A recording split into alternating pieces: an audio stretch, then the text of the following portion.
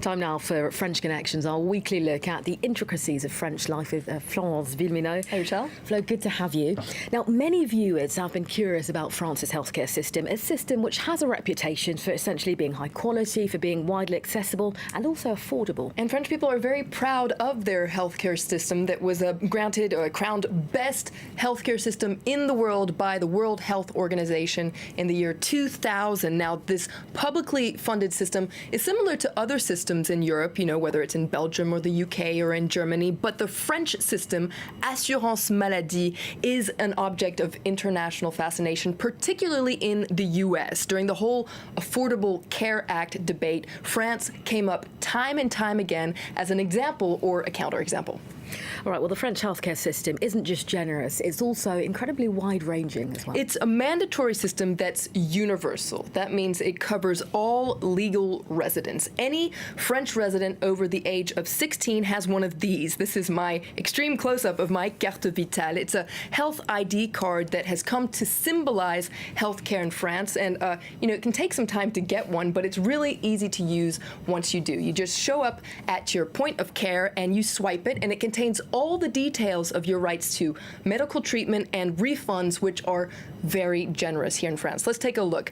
The government refunds 70% of most healthcare costs and 100% of fees for serious or chronic illnesses like cancer or AIDS. Solidarity is a crucial part of the French healthcare insurance system. Essentially, the sicker a person is, the less money they pay.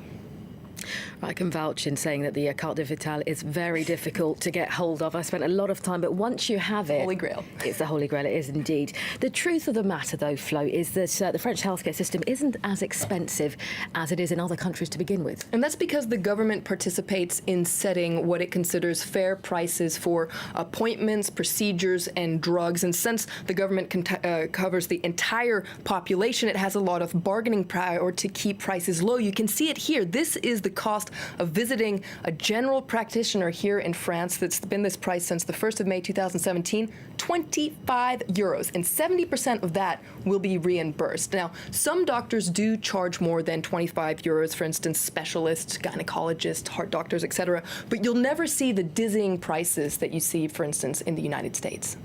Right, well, most French citizens also sign up for a complimentary private health insurance. That's to kind of top up their reimbursement to make it 100%. About 90% of French people have private medical insurance. It's called a mutuelle here in France.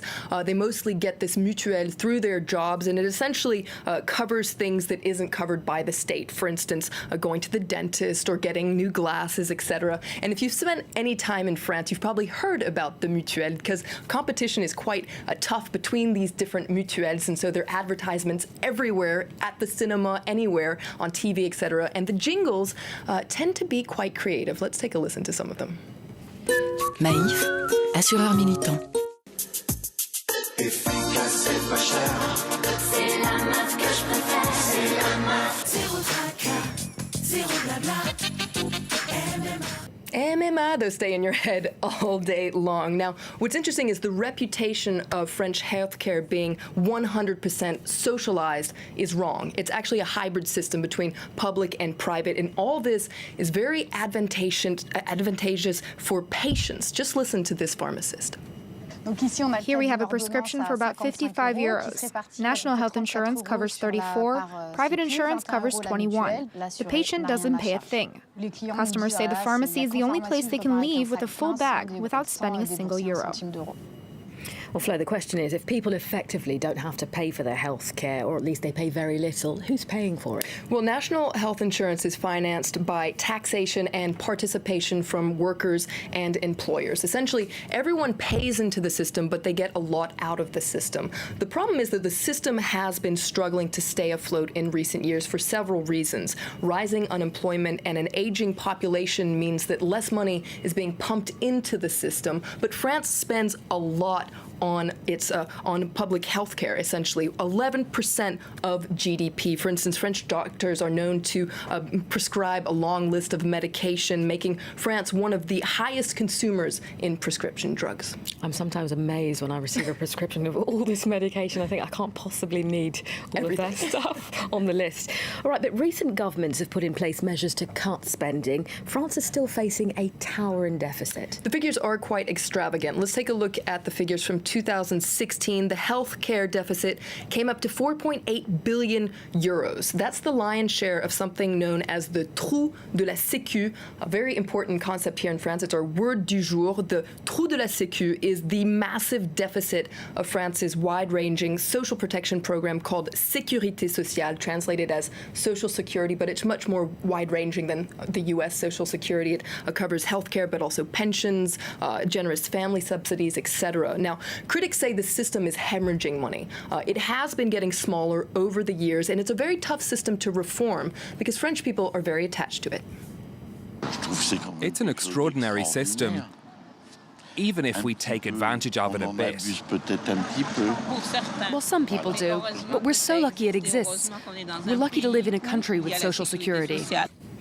Flo, that touches on a very important point. Though it costs the state a lot of money, French people are extremely attached to their healthcare system. Particularly the philosophy behind it. Whether you're rich or you're poor, you won't drown in medical bills, you won't fall through the net, and you'll get good healthcare. France repeatedly scores amongst the highest in terms of quality healthcare, patient satisfaction, and a general population that's in good health if you look at life expectancy, etc. Now, the system is far from perfect, and time again there are calls to reform it and improve it, but many people have a happy healthcare story. And when they, receive their medical bills, they can heave a sigh of relief, which is pretty rare compared to other countries.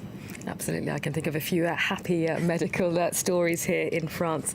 Thank you very much, Florence Vimino, for our French Connections segment. And don't forget, if you do want to see more of our French Connections programme, you can always log on to our website, france24.com.